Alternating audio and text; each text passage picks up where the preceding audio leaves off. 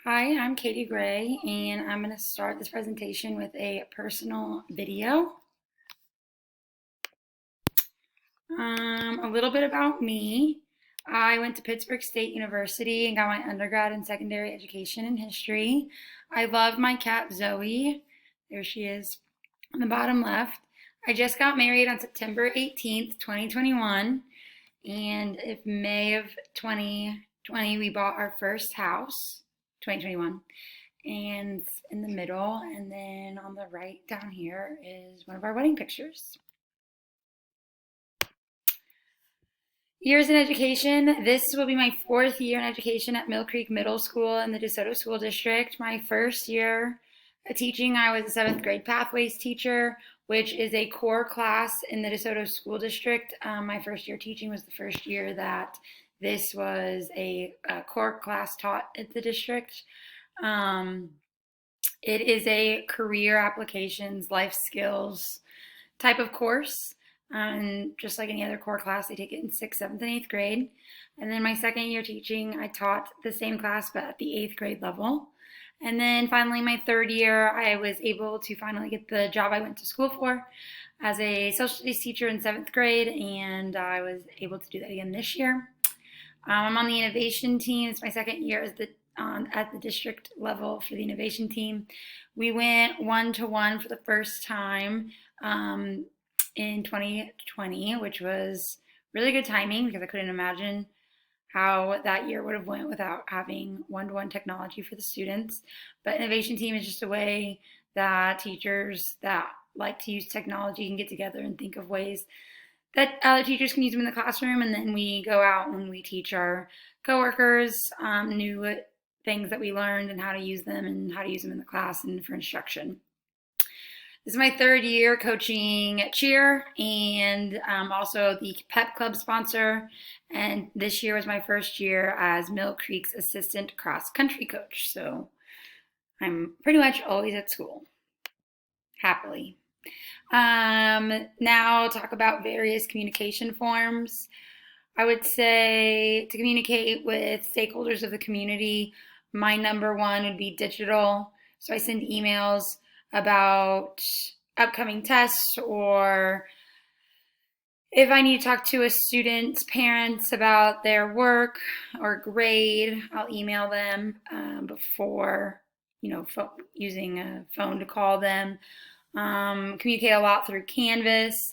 I use Google Calendar mainly for coaching, especially in the last 2 years. A lot of games get switched a lot, and instead of sending a new calendar out or emails all the time, I just update Google Calendar and it automatically updates their Google Calendar, so it just makes it a little bit less work for everyone, and they can set it up so they get notifications on their phone when anything gets changed. Remind, they mainly use that for coaching. Remind them of games. For cheerleading, we wear different bows. For cross country, like cross country meets that are coming up.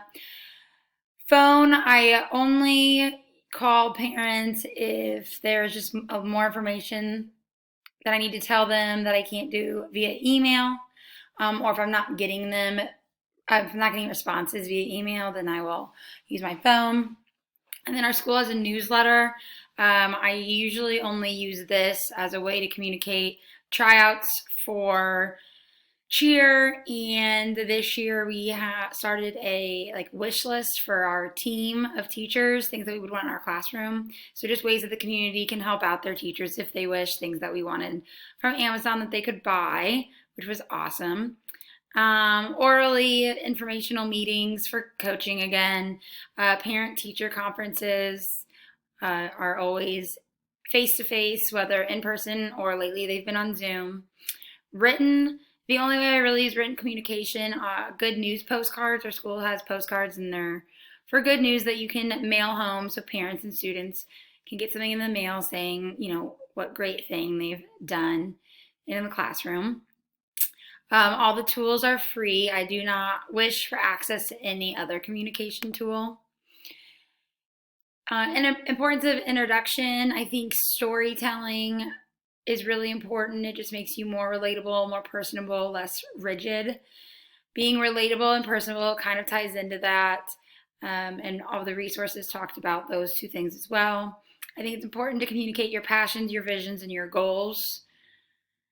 Body language is a huge part. Tone of voice, confidence, eye contact are all important keys to making sure that you have a successful first introduction. Our district communication policy, as a district level, we do not have, teachers do not have a set communication policy, but at our school level, our admin require teachers to reach out to parents whose students have a D or F, and that's a weekly requirement. So, and there's not a specific day, whatever day works for you, they ask to be consistent. So like every Thursday, I email parents whose students have a D or F in my class with their missing work, or I refer them to Skyward with all the grades in there. We are required to reach out to parents about behavior or academic concerns before we can refer a student to SIT, which would be Student Intervention Team. They would prefer us try to contact with parents and see what things have worked for them in the past, or have them communicate with their child about these issues. And then after that step, if that doesn't work, then we'll get together as a team and put some interventions in place. And then optional, when a student is given a consequence.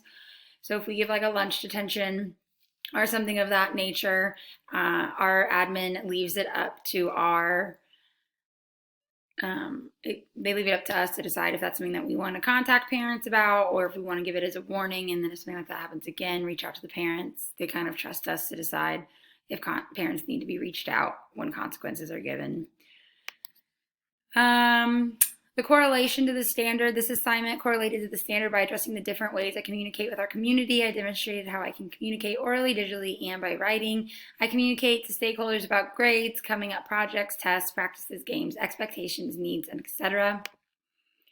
This assignment was relevant to my learning because as a teacher, I need to be mindful of how I am communicating with our community. As a future school administrator, I will need to make sure that my staff has the resources they need in order to communicate with their students' parents.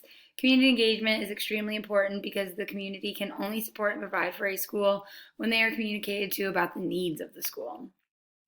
This assignment required me to think about what my introduction would be like to the future staff I would be an administrator for, as well as make sure as a future school administrator that my staff have the tools they need to communicate with the community. As a teacher, this assignment was a great reminder of the importance of communicating with my students, parents, and guardians. Thank you very much for watching.